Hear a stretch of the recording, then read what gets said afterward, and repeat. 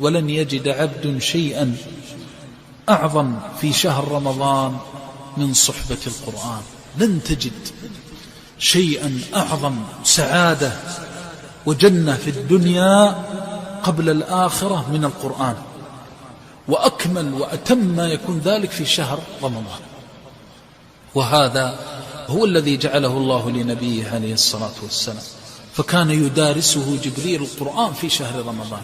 فاعقد العزم من الآن على أنك تصحب القرآن صحبة لا تشعر معها بسآمة ولا ملل.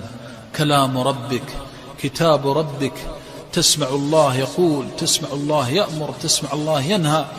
سينسيك القرآن غيره ويغنيك الله بالقرآن عن كل شيء. فمن استغنى بالقرآن أغناه الله، ومن استهدى بالقرآن هداه الله. إن هذا القرآن يهدي للتي هي أقوم. وتدخل شهر رمضان وأنت لا تفارق القرآن.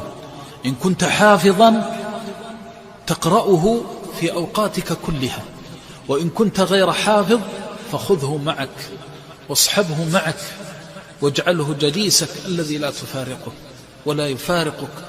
تأنس به من الوحشة، وتخرج به من ضيق الدنيا إلى السعة، وتخرج به من عذاب الدنيا وهمومها وغمومها إلى رحمة الله جل جلاله خالقها وموجدها.